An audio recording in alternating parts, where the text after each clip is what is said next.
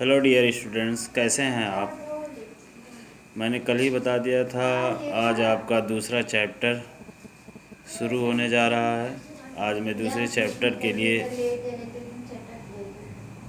एक डायग्राम बनाया है। इस डायग्राम के माध्यम से आपको बताना चाहूँगा।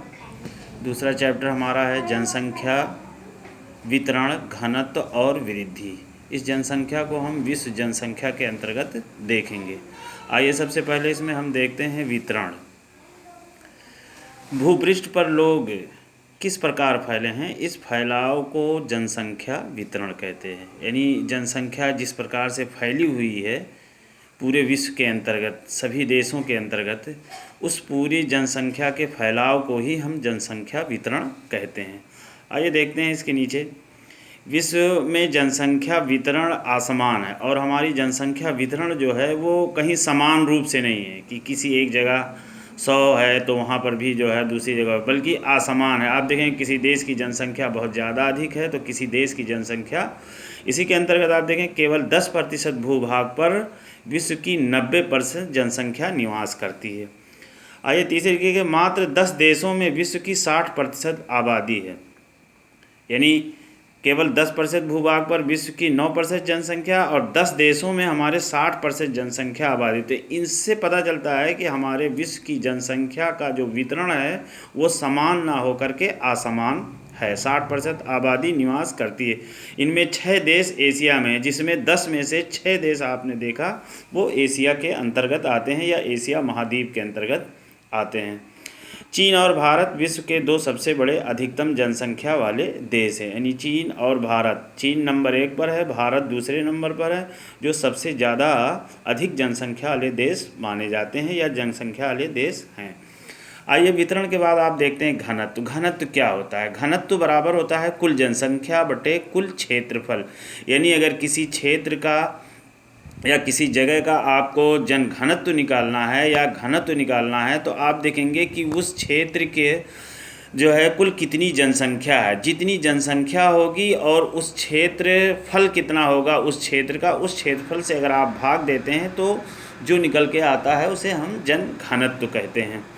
आइए देखते हैं सघन आबाद वाले देश कौन है विश्व के अंतर्गत। देखिए क्षेत्रों में उत्तरी पूर्वी अमेरिका, उत्तरी पूर्वी यूरोप, दक्षिण तथा दक्षिण पूर्व एशिया और पूर्वी एशिया, ये ऐसे क्षेत्र हैं जहाँ पर सबसे सघन आबादी वाले क्षेत्र माने जाते हैं।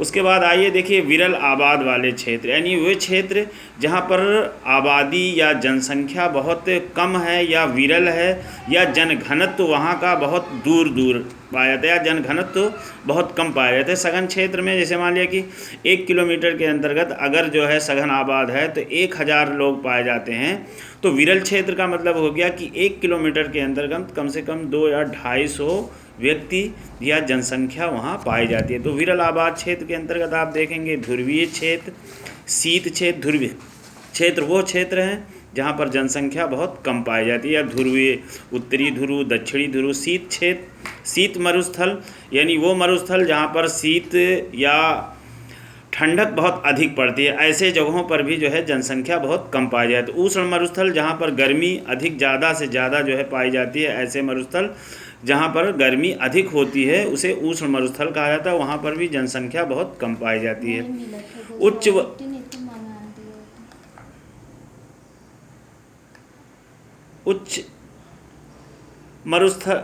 उच्च वर्षा वाले क्षेत्र, यानी ऐसे वे क्षेत्र जहाँ पर जो है क्या कहते हैं वर्षा अधिक होती है, ऐसे जगहों पर भी जनसंख्या कम पाई जाती है।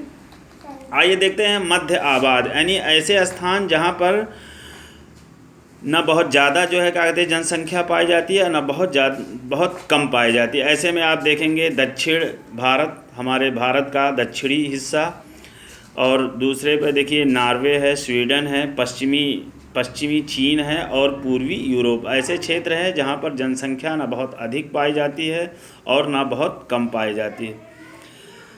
उसके बाद आइए आप देखते हैं घनत्व के बाद जो है आप देखेंगे कि जनसंख्या परिवर्तन के घटक, यानी हमारी जनसंख्या में किस प्रकार से परिवर्तन होते हैं। तो जनसंख्या परिवर्तन के जो प्रमुख घटकों में उसमें जन्म दर, यदि किसी क्षेत्र के जन्म दर अधिक होता है या जन्म दर कम होता है तो आप देखेंगे उससे जनसंख्या में परिवर्तन होता है। दूसरे है मृत्यु दर। मृत्यु दर का अधिक होना या मृत्यु दर का कम होना भी जनसंख्या को परिवर्तित करता है। उसके बाद है प्रवास, यानी जन्म दर, मृत्यु दर और परिवास, ये परिवर्तन के प्रमुख घटक हैं। डियर स्टूडेंट, आइए इसी के अंतर्गत आप देखते हैं कि हमारे जो है जनसंख्या किस प्रकार से परिवर्तित हुई है। देखें कि 50 करोड़ से 1 अरब होने में 200 वर्ष का समय लगा, यानी जनसंख्या पूरे विश्व की 50 करोड़ से 1 अरब होने में 200 वर्ष का समय लगा, परंतु 5 अरब से 6 अरब होने में मात्र 12 वर्ष का समय लगे, यानी 5 यानी बहुत तेज़ी के साथ। इधर आपने देखा कि 200 वर्ष लग गए 1 अरब जनसंख्या होने में, लेकिन आपने देखा कि जब 6 अरब से जनसंख्या जो है क्या कहते हैं मात्र 5 अरब से 6 अरब होने में कितना 12 वर्ष लग गया। यहाँ पर 50 करोड़ जनसंख्या बढ़ने में 200 वर्ष लग गए, लेकिन 1 अरब जनसंख्या बढ़ने में यहाँ पर आपने देखा कि 12 वर्ष के अंतर गए, यानी बहुत तेज़ी के साथ जो है क्या कहते हैं ये जनसंख्या का परिवर्तन हुआ। आगे आइए अब देखिए, ये देखिए लाइबेरिया, सोमालिया, यमन, सऊदी अरब, ये हमारे उच्च वृद्धि वाले देश माने जाते हैं। लैटवालिया, एस्टोनिया, रूस, अल्बानिया, जर्मनी, पुर्तगाल निम्न वृद्धि वाले देश माने जाते हैं। तो डियर स्टूडेंट, ये था जनसंख्या परिवर्तन के घटक। आइए अब इसी में आप देखते हैं प्रभाव कि इन सब चीज़ों का, यानी वितरण का, घनत्व का, जनसंख्या का हमारे विश्व पर क्या प्रभाव पड़ता है।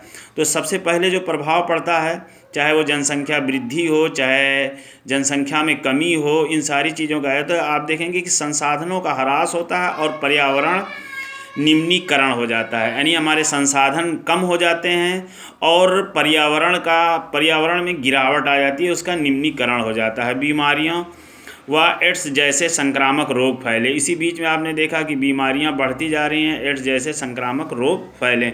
विकास का अवरुद्ध होना, और आगे जो है क्या हो जाता है, इनसे विकास हमारा रुक जाता है। प्राकृतिक विपदाएं और युद्ध हो जाते हैं। आइए अब देखते हैं कि इसको हम नियंत्रण कैसे करते हैं। आप देखेंगे नियंत्रण के लिए सबसे पहला जो जरूरी काम है, प्रत्येक देश के अंतर्गत आपने देखा कि परिवार नियोजन, सुविधाओं का विस्तार, कि परिवार नियोजन और उनको सुविधाएं दी जाए। और दूसरा जो नियंत्रण का वो बनाया गया उसका है शिक्षा का प्रचार प्रसार, यानी लोगों को जिस प्रकार से या जितनी अधिक शिक्षा दी जाए उससे भी हम जनसंख्या को नियंत्रित कर सकते हैं। डियर स्टूडेंट, ये था आज का आपका अध्याय 2 का पहला चैप्टर जो है अध्याय 2 के, जिसके अंतर्गत जनसंख्या, वितरण, घनत्व और वृद्धि। उम्मीद है कि आपको वीडियो पसंद आया होगा। इसको आप सावधानी पूर्वक पढ़िएगा और इसके बाद फिर मैं आपको कुछ नोट्स वगैरह जो है इसके भेजता हूँ। ठीक है, धन्यवाद।